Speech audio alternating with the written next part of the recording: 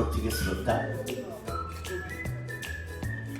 আমি কখনো ভাবনাগুলো মাথায় এসে যায়, সেই ভাবনা থেকেই, কারণ এই পৃথিবীতে যত রকম জীব আছে প্রত্যেকের মধ্যেই একটা স্বপ্ন থাকে, তার মধ্যে মানুষের স্বপ্নটা সব থেকে বেশি থাকে। সেই স্বপ্ন নিয়েই একটা কবিতা লিখেছিলাম 2024-এ। স্বপ্ন স্বপ্ন যেখানে থেমে যায় 3 রাস্তার মোড়ে, ডাইনে না বায়ে যাব, বুক দুরু দুরু করে। সত্যি কি ঘুমের ঘরে স্বপ্ন বদ্ধ চোখে দেখা যায়? হতাশ থেকে মনে আরো বেশি হতাশ জেগে যায়। এক রাত স্বপ্ন নিয়ে কাঁধে টানি বইয়ের বোঝা, ধীরে ধীরে জানতে পারলাম জীবনটা নয় সোজা। জীবনের মানপত্রগুলো দেয় না তো কোনো সম্মান, মেধাবী ছাত্রীর ইন্টারভিউতে জোটে অপমান। স্বপ্নে বেলুনটা ফাটে না, ফাটানো হয়, তাই তো মাঝে মাঝে হিটলারদের জন্ম হয়। লৌকিকতা ভুলে অলৌকিক দেখতে চাই, তাই তো প্রণাম করার পরে স্বপ্নের বাতাসা পাই।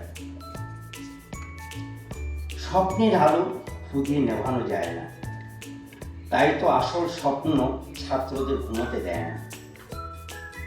মানুষের অধিকার সংরক্ষণ শুধু কাগজে লেখা, স্বপ্নের ডায়েরিটা বুকের ভিতর গেঁথে যায় না কো দেখা।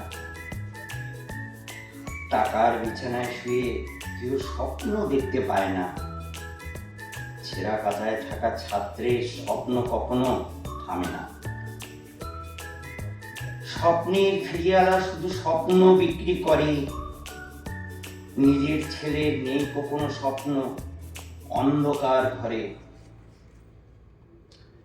স্বপ্নের জালনা যখন শেষ, জীবন থেমে যায়। অসৎ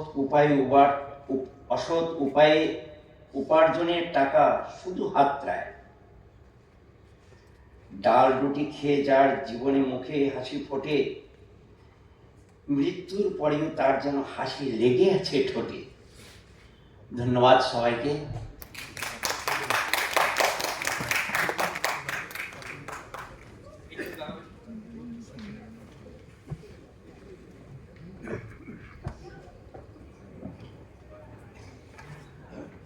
নাট্যরঙ্গের যে কোনো কর্মকাণ্ডে দয়াচার ভক্ত সম্পূর্ণরূপে সহযোগিতা করে।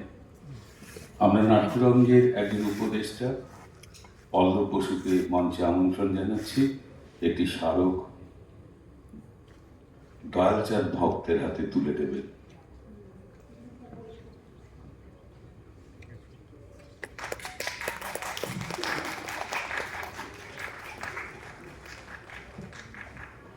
এটা আপনাদের উৎসর্গ করে দিলাম, কারণ আমি কলম ভাঙার কবি পথিক।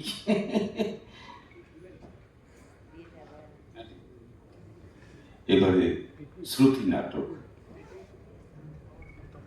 কর্ণ দ্রৌপদী সংলাপ। মূল রচনা বুদ্ধদেব বসু। মূল রচনা থেকে পরিমার্জনা করেছেন স্বপ্না চক্রবর্তী।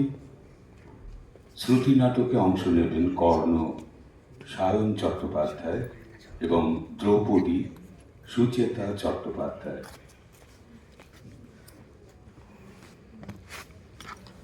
গতকাল নাট্যরঙ্গের প্রথম সন্ধ্যায় আমাদের